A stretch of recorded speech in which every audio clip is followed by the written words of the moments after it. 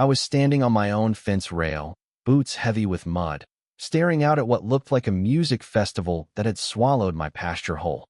Tents everywhere, hundreds of them, scattered across the grass like spilled Skittles, car roofs glittering in the sun. A giant banner stretched across my front gate. Maple Ridge Summer Jam. Camp here. And right at the entrance, as if she'd just won Miss America, there was Karen from the HOA, decked out with a bright sash and a megaphone. Welcome, everyone. Set up anywhere you like. The Miller Field is for the community. Thing is, that field wasn't for the community. It was for Miller me. I felt my phone buzzing in my pocket, neighbor after neighbor texting. Jack, what's happening on your land? While strangers hammered tent stakes into my soil like it was a public park. That's when Karen, still grinning, pointed right at me like I was some kind of stage prop. Below me, my bulls, Smokey and Red, started pawing the dirt. They didn't care for crowds, and they really didn't care for the bounce house someone had dragged in and fired up with a generator right in the middle of their territory. So, with the bass thumping across my land and the smell of hot dogs drifting over a no trespassing sign, I did what I had to do. I unlatched the gate. Smokey snorted. Red shook his horns. 800 people on my land, because HOA Karen said it was for the community. I let those bulls out, the gate opening slow like a breath you take before a storm. Now, you're probably wondering how in the world it got to that point. Let me back up a sec, because it sure as hell didn't start with bulls and banners. My name's Jack Miller. I own 20 acres just outside Maple Ridge, the kind of small town where the post office still knows your name and the diner doesn't use microwaves. My wife Emily's a nurse, the kind who brings soup to neighbors without them asking. Our kids are Ben and Lily, sticky with peanut butter or mud most days. We're the fix the fence on Saturday, mow before the sun gets angry kind of folks. Our land touches Maple Ridge, a neighborhood that's all bright smiles and even brighter rules, and at the head of it all is Karen Pfizer, HOA president and self-declared queen. First time I met Karen was last fall. She called it a community dialogue, but she brought a 3-ring binder and I brought a pie. She pitched me this grand idea, wellness space for the community. She wanted my land, with the bulls, mud pits, and a creek with a drop-off, to be the neighborhood's new yoga spot. I said, ma'am, this is a farm. You want nature, you better bring boots and a tetanus shot. We smiled, shook hands. And I figured that was that. I like being neighborly.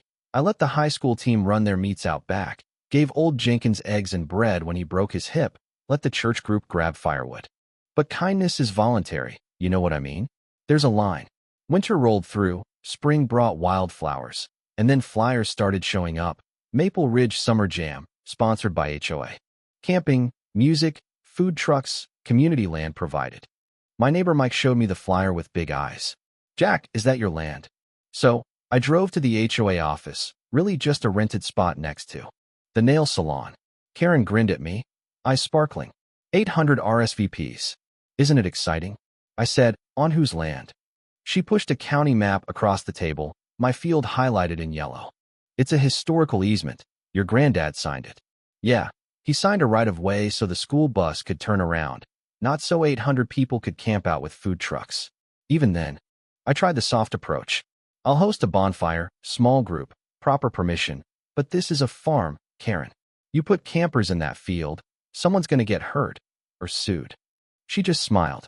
Tighter. We'll take full responsibility. Lady, you can't. It's not your field.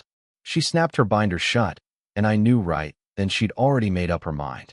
Next morning, a box truck rumbled down my gravel drive. 2 men unloaded a bounce house, asking Karen where to put it. She just said, anywhere the kids can see it. I walked over. Ma'am, you can't. She cut me off. It's set. Jack. Tickets sold, vendors ready, parking plans sent. We're using your field. Behind her, teens in orange vests, kids from the neighborhood, were directing cars onto my land. One of them, Ava, said, Mr. Miller, we're told to set up the VIP tents near the creek. I told her, sweetheart, that creek bank'll crumble. Don't put anyone there. She looked torn, but she was just a kid, caught in the middle. I tried to reason one last time, offered the upper pasture, waivers, a safety fence, day passes for families. Nope. Karen shook her head. It's already happening. By noon. It was a city out there. Kids running wild. A guy playing guitar by my oak tree. I called the county. We're getting a lot of calls. The lady sighed. Sheriff's on his way. But traffic was jammed. The sheriff stuck behind a line of minivans and food trucks. Then it all started going sideways. A food truck backed over a corner post, snapped the wire. Smokey and Red got jumpy. I ran to calm them, and the food truck guy waved a HOA map at me with my property lines drawn like a crayon coloring book. That's when it hit me. All the kindness I'd ever shared had been mistaken for a free refill, and it hurt more than I wanted to admit. Emily showed up, squeezed my arm, said, "Breathe, be the grown-up." I tried. I told Karen, "Shut it down now." She just laughed. "Don't be a Grinch, Jack." A little boy was climbing on my old hay wagon. His mom was glued to her phone. The bulls tossed their heads, and the sheriff texted, "Traffic. Be there in 30. I walked to the corral, slid the gate pin out. Emily's eyes went wide. "What are you doing?" I said, "Protecting the line." I stood up on the fence and shouted. Didn't need a megaphone. The land gave me my voice. "There are bulls in this field. This isn't a campground. You need to move." Karen shouted, "Ignore him, he's bluffing." I opened the gate. Smokey and Red walked out, slow, deliberate. A hush spread. Even the guitar player stopped. Bulls are truth with legs.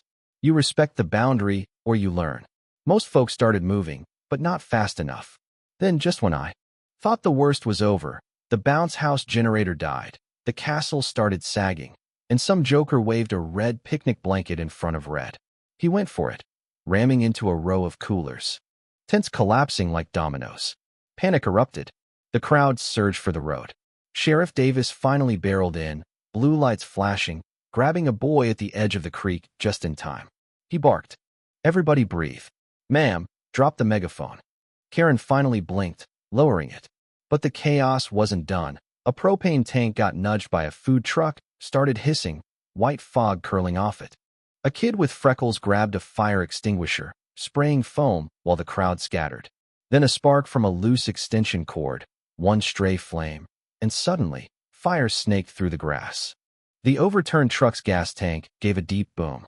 Sparks showered down, flames licking up the old oak's branches. My granddad's tree, the one I'd carved initials in as a kid, caught fire.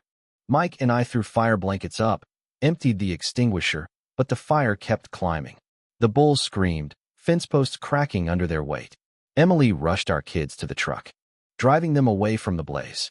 I ran to my bulls, untied them, slapped their flanks. "Go, boys, run."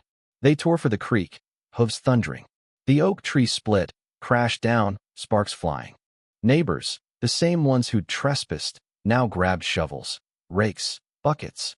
We cut a fire break, doused flames, worked shoulder to shoulder. The fire trucks finally arrived, hosing down the field. The barn, the remains of the oak.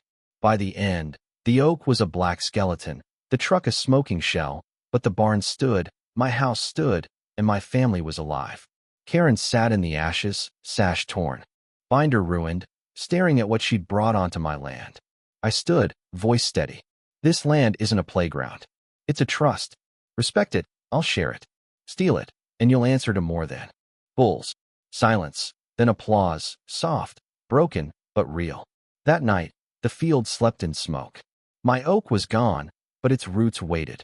Tomorrow, I'd plant again, because kindness, like oaks, grows best when you guard its roots. Maybe, just maybe, my neighbors had finally learned where the line was. So, what do you think? Did I go too far, or not far enough? Where do you draw the line? Between kindness and standing your ground? Drop your thoughts below, and don't forget to like, subscribe, and tell me, where are you watching from?